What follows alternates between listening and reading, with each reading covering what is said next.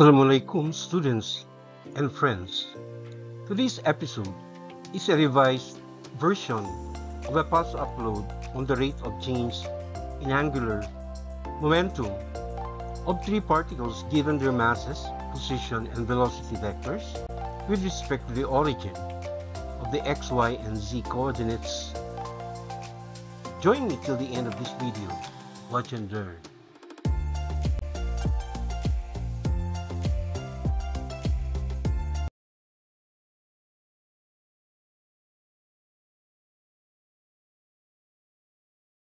The question is, refer to this attached figure. Question letter A. Determine the total angular momentum due to the three particles about the origin. Question letter B.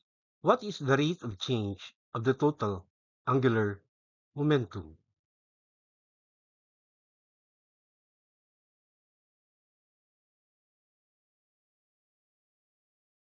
For better clarity, we presented the given theta in tabular form. Take note, the three vector quantities are expressed in their SI units, meter, meter per second, and Newton for the position, velocity, and force vectors, respectively. Also, their directions are represented by the unit vectors ij and k.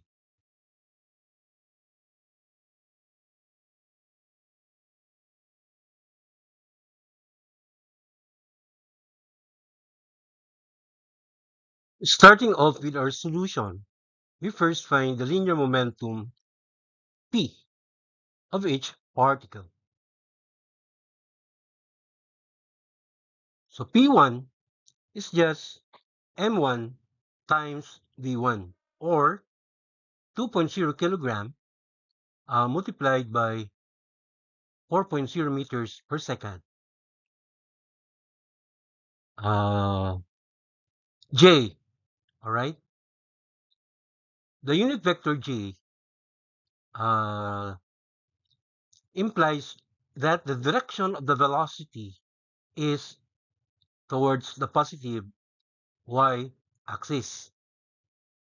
And so the momentum that we get here will also have the same direction as the velocity. That is, P1 has a magnitude of 8.0 kilogram meter per second and is directed towards the positive y-axis, and that direction is represented here by the vector or the unit vector j. Now for particle 2, we follow the same formula, right? P2 equals M2 times V2. That is 4 kilogram or 4.0 kilogram multiplied by 5.0 meter per second I. And we get the linear momentum of particle 2 having a magnitude of 20 kilogram meter per second.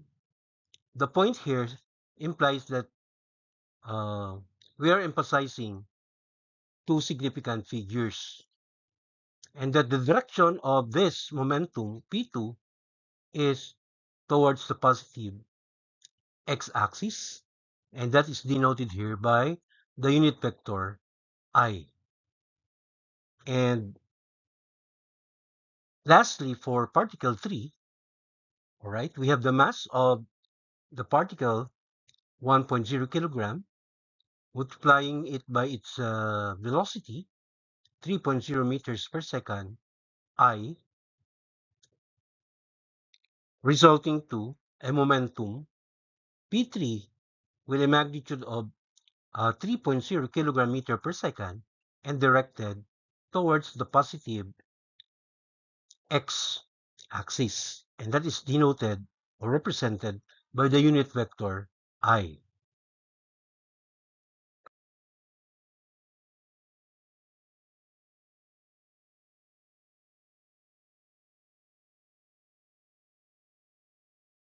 After having computed the linear momentum of each particle, we can now proceed in getting the angular momentum, capital L, of each particle about the origin, that is, at x equals 0, y equals 0, and z equals 0.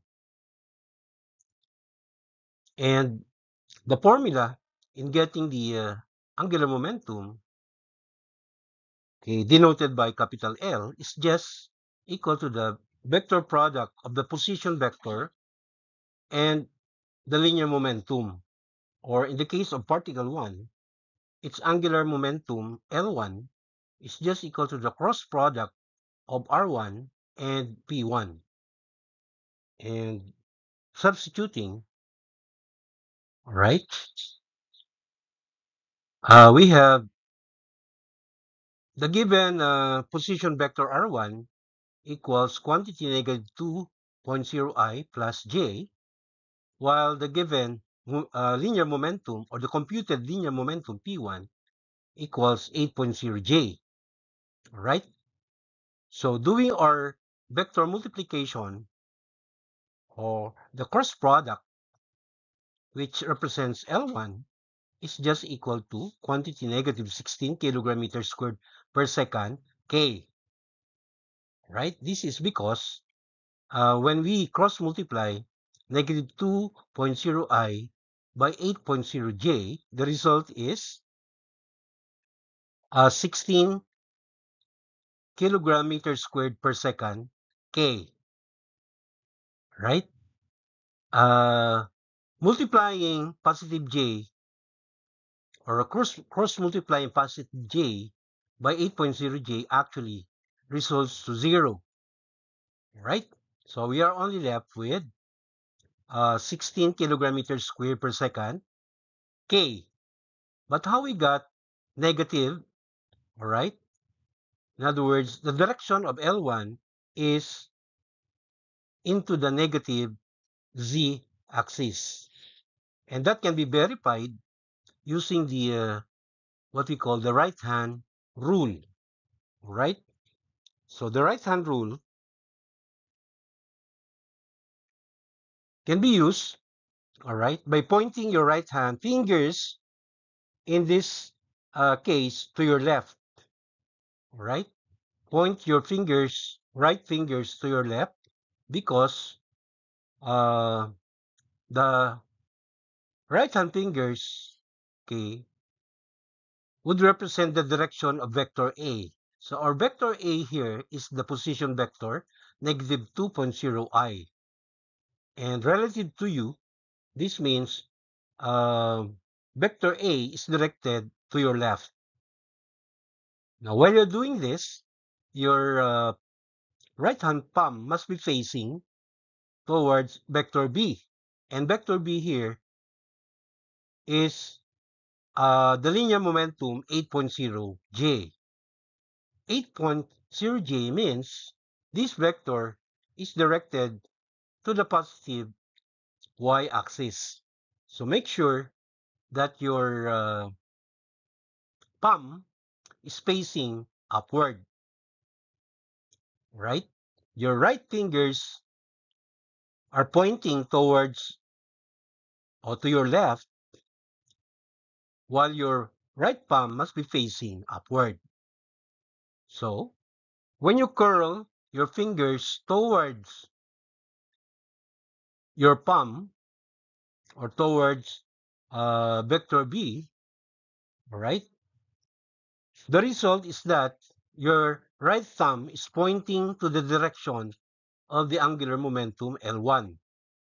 That is, its direction is into the negative z-axis, and that is represented by negative k. So negative k also means that the vector is directed into the negative z-axis, away from you, all right? You being the observer.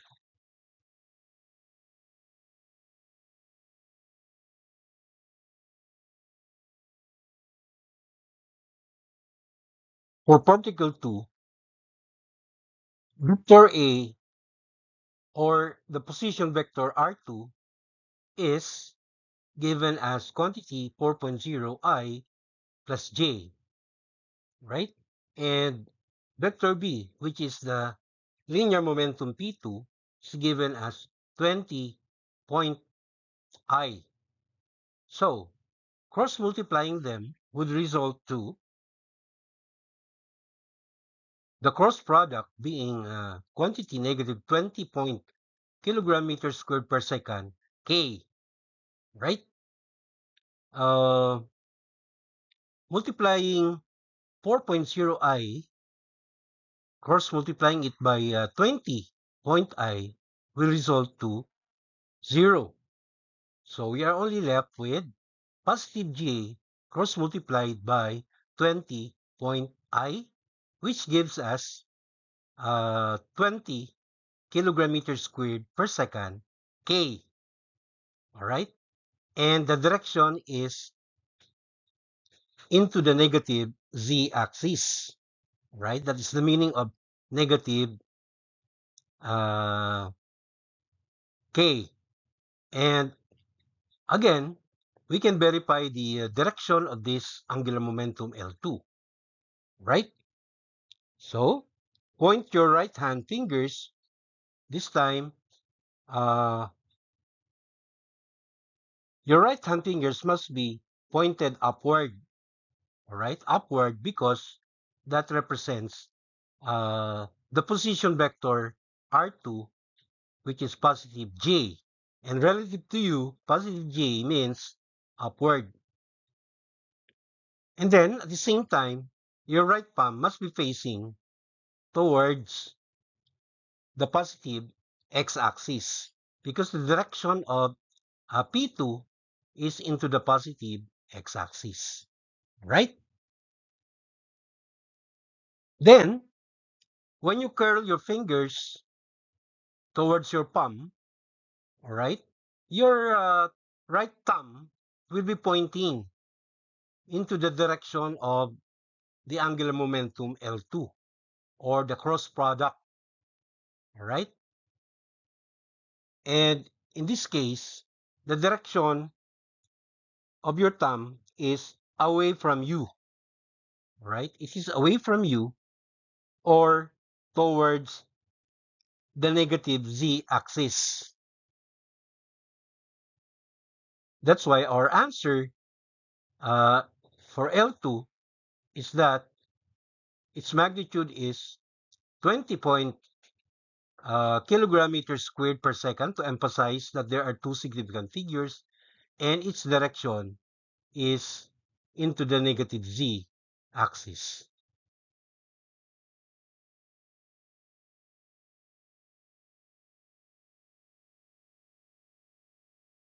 And lastly, for particle 3, its angular momentum L3, right, is just equal to the cross product of its position vector R3, or that is 2.0I minus 2.0J, cross multiplying that by its computed linear momentum P3, which is 3.0I.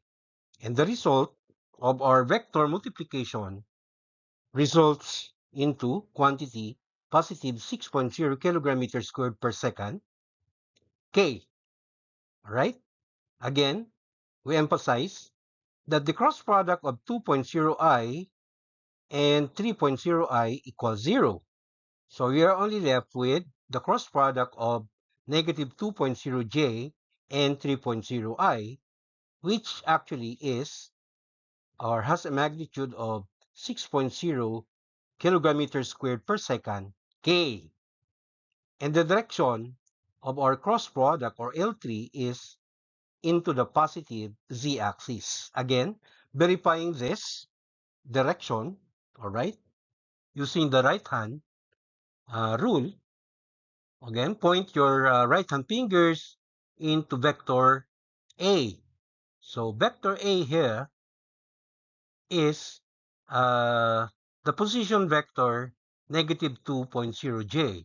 So this time, your fingers must be pointing downwards.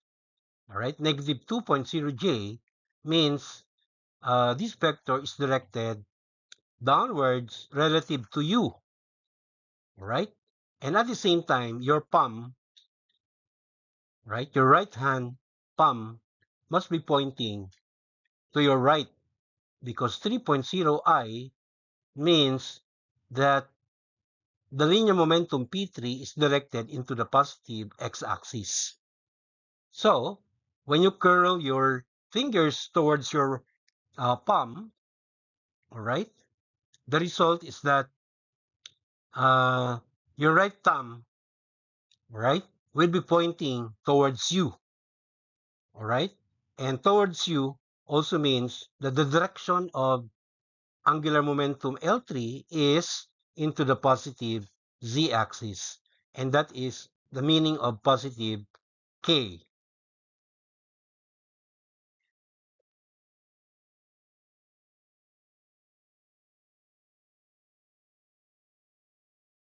All right. So since we already know the individual angular momenta of the three particles, we can now proceed in getting the total angular momentum about the origin. That is, capital L is just equal to the vector sum of L1, L2, and L3. That is, for L1, it is negative 16k. L2 is also negative 20k, while L3 is positive 6.0k. So doing our vector addition, we get the total angular momentum about the origin, all right, equal to quantity negative 30 point kilogram meter squared per second, k. That means its magnitude in two significant figures is 30 kilogram meter squared per second, with a direction that is directed into the negative z-axis. That's the meaning of negative k. All right. And before we can answer question letter B, what is the rate of change in the total angular momentum, we first have to determine the individual torques. All right. Each given force produces a torque, okay, defined by this equation. And uh, the torque that they produce is also with respect to the origin, right? So we label torque 1, which is the torque produced by force F1.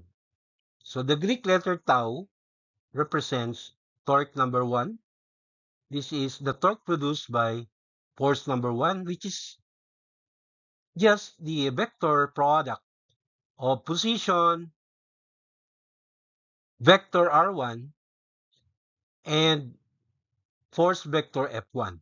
So substituting, we have negative 2.0 I plus j.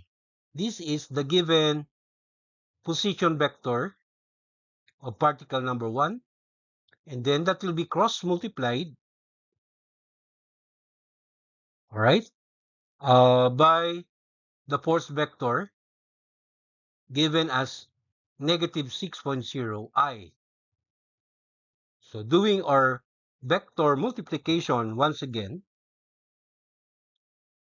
okay, we will get the result. Torque number 1, all right, is equal to quantity plus 6.0 meter Newton K, all right? In other words, this torque produced by the force F1 has a magnitude of 6.0 meter Newton. Meter Newton is the modified unit for torque instead of Newton meter, all right, which might be confused as a unit of work. So we just reverse it, all right, and use meter Newton. So 6.0 meter Newton is the magnitude of torque number 1, and its direction is into the positive z-axis. That's the meaning of positive k, all right? Well, actually, we can also verify the direction of torque number 1, just like what we did for angular momentum, all right? So here, uh, negative 2.0 I, when cross-multiplied by negative 6.0 I, is also equal to 0, all right? So we are only left with cross-multiplying positive J by negative 6.0 I, which resulted to 6.0 meter Newton K. All right? In other words, what we are saying is our vector A would be positive J. So you have to point your right fingers into the positive y-axis. All right? Because positive J means into the positive y-axis. So relative to you, your right fingers must be pointing upward, while at the same time, your palm, your right hand palm, must be facing, all right, to your left, because the meaning of negative 6.0 I is that the force is directed into the negative x-axis. So when you curl your fingers towards your palm, all right, uh, your right thumb will be pointing towards you. And that is the meaning of positive K. That is, torque number 1 is directed into the positive z-axis.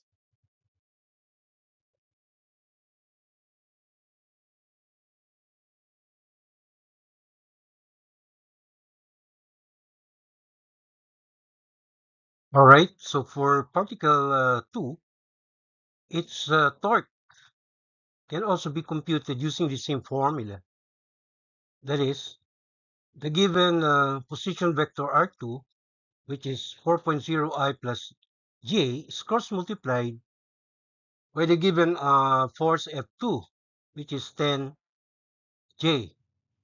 So doing our vector multiplication, we get the cross product torque number 2 equal to quantity positive 40 point meter Newton K.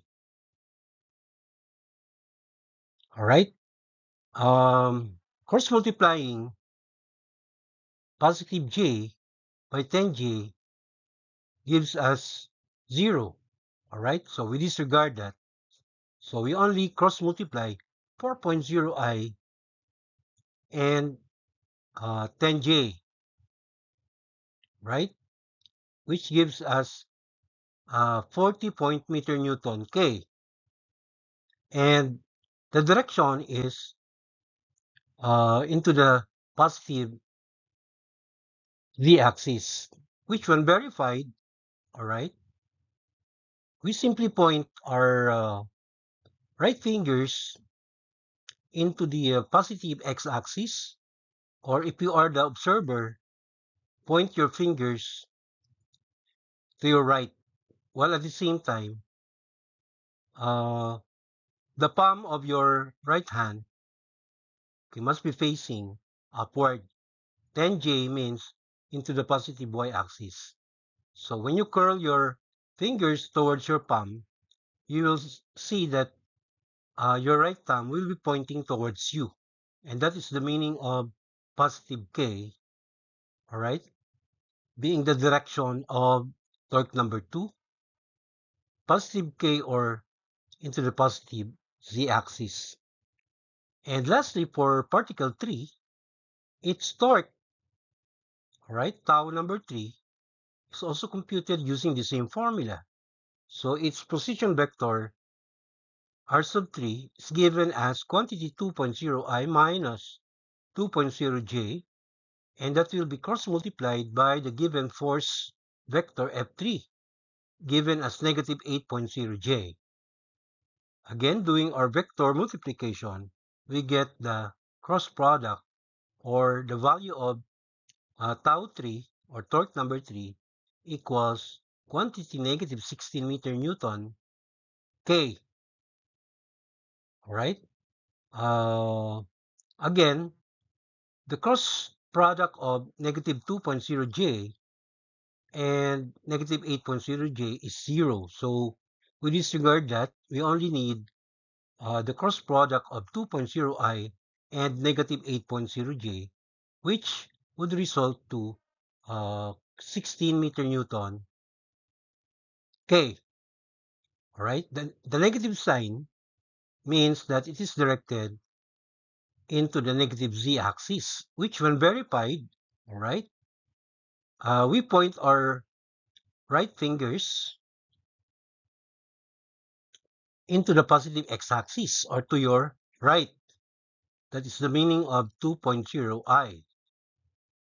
And then your right palm must be facing downwards, because negative 8.0j means into the negative y-axis. And when you curl your fingers towards your palm, you will see that your thumb will be pointing away from you. Away from you, which means that torque number 3 is directed into the negative z-axis, which is emphasized here by negative k. All right, now we are ready to proceed in calculating for the rate of change of the total angular momentum, which by definition is just equal to the total torque, all right, about the origin.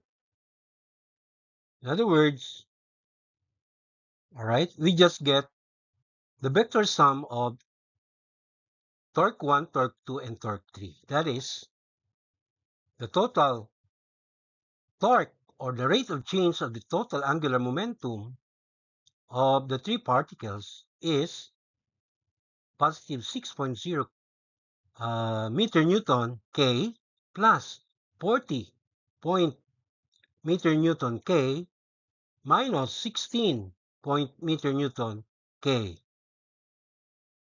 And we finally arrive at the final answer for letter B.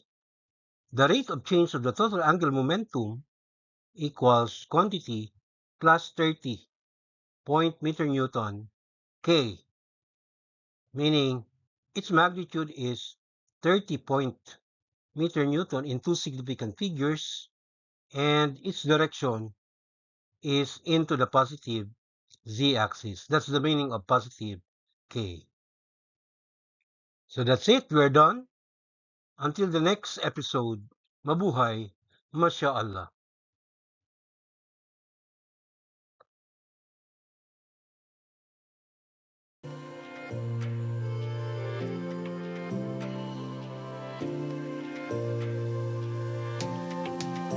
Thank you very much for your indulgence.